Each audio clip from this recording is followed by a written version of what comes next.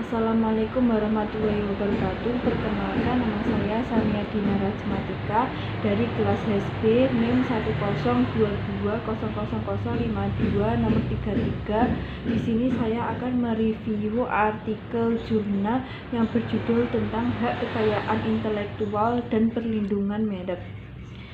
Yang pertama yaitu isi dari artikel jurnal. Yang pertama itu membahas tentang hak kekayaan intelektual, yang mana hal tersebut itu berkaitan dengan kontrak bisnis elektronik atas pemegang hak merek dagang. Artikel ini menjelaskan mengenai penerapan hukum terhadap pelanggaran merek dalam transaksi perdagangan elektronik di Indonesia. Kekuatan kontrak bisnis elektronik yang dibuat oleh marketplace itu sebagai bentuk perlindungan merek dan mengatur terkait peredaran barang di perdagangan elektronik untuk menghindari pelanggaran merek. Yang kedua itu terdapat regulasi di Indonesia terkait tentang hak kekayaan intelektual. Di sini itu regulasinya seperti Undang-Undang Nomor 20 Tahun 16 tentang merek dan indikasi geografis.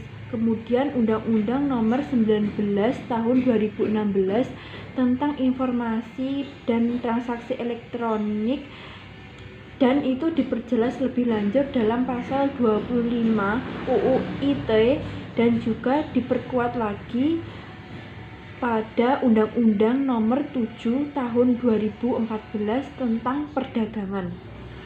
Undang-Undang Nomor 19 Tahun 2016 itu tentang informasi dan transaksi elektronik serta peraturan Pemerintah Nomor 80 Tahun 2019 tentang perdagangan melalui sistem elektronik yang merupakan aturan tambahan dari Undang-Undang Perdagangan. Dan yang ketiga, yang terakhir itu yaitu dengan adanya regulasi tersebut itu memberikan wawasan terhadap marketplace, kemudian supaya mencegah jika terjadinya tindak pidana berupa plagiat merek, kemudian pemalsuan terkait merek dagang, dan untuk melindungi masyarakat terkait marketplace dari resiko pemalsuan produk atau merek. Pembahasan yang kedua yaitu terkait dengan relevansi artikel terhadap bidang ilmu yang sedang dibahas.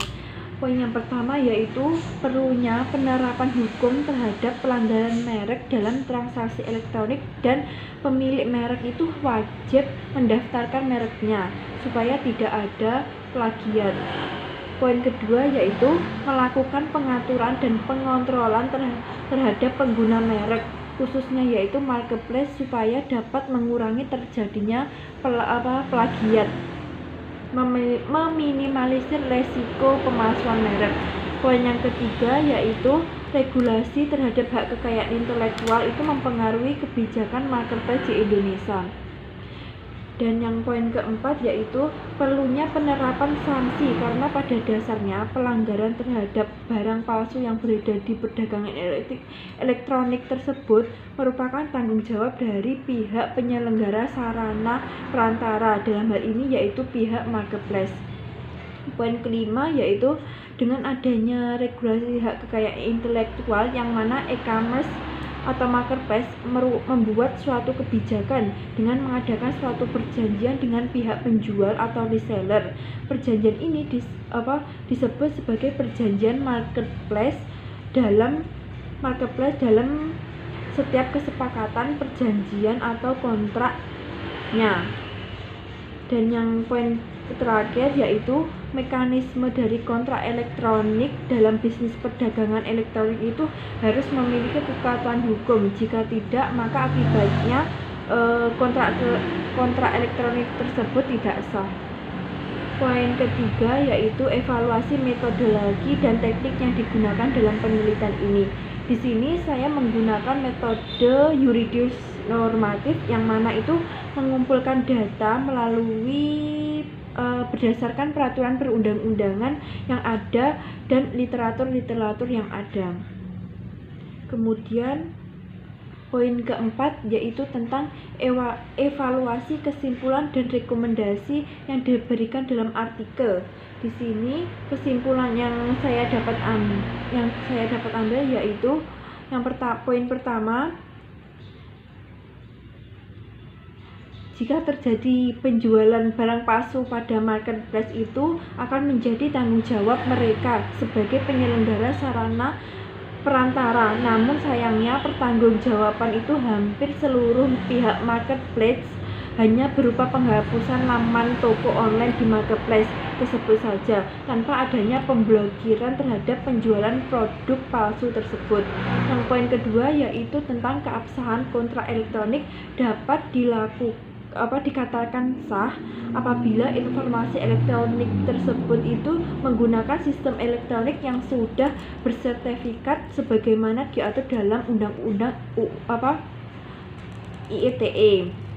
Poin ketiga yaitu tentang kontrak elektronik dalam bisnis perdagangan elektronik itu dapat dikatakan sah dan memiliki kekuatan hukum yang sama dengan peraturan perundang-undang apabila telah memenuhi syarat yang dalam pasal 130 KUH Perdata. Poin selanjutnya yaitu pengaturan ke depan terkait peredaran barang dalam perdagangan elektronik sebaiknya lebih difokuskan pada lembaga pengawasan barang. Dengan begitu dapat menjadi solusi transaksi perdagangan elektronik yang aman dan nyaman. Poin kelima yaitu tentang kelebihan dan kekurangan artikel. Di sini kelebihan artikelnya yang pertama, artikel ini itu memberikan informasi yang lengkap tentang perlindungan hak kekayaan intelektual dalam kontrak bisnis elektronik atas pemegang hak merek dagang. Poin kedua, artikel ini itu didukung oleh sumber yang kredibel dan diakui seperti undang-undang. Poin ketiga yaitu artikel ini memberikan pemahaman yang jelas mengenai penerapan hukum dan kekuatan kontrak bisnis pengaturan hukum. Poin yang terakhir yaitu adanya perbandingan terkait peraturan hukum mengenai peredaran barang di negara lain. Kekurangannya yaitu tidak memberikan penegasan sanksi pidana apabila merek tersebut dipalsukan. Kedua, kurangnya sosialisasi. Yang ketiga, tidak memberikan contoh terkait perlindungan hak kekayaan intelektual, hanya lebih fokusnya itu ke teori. Keempat, yaitu kurangnya menjelaskan terkait bentuk-bentuk pelanggaran. Poin kelima, kurangnya memberi ruang bagi masyarakat untuk memberikan respon. Dan yang terakhir yaitu saya di sini menjelaskan poin keenam berkaitan dengan perbandingan penelitian ini dengan penelitian yang lainnya.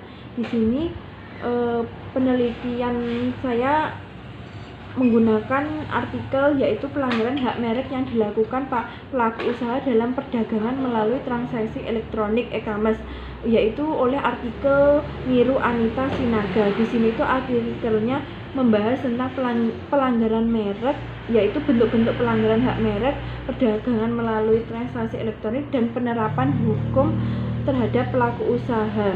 Di sini itu artikelnya hanya fokus kepada penerapan hukum terhadap pelaku usahanya saja. Kemudian yang terakhir yaitu rekomendasi pembahasan lanjutannya dalam artikel tersebut. Di sini rekomendasinya yang pertama yaitu studi tentang perlindungan konsumen terhadap perlindungan merek pada transaksi online.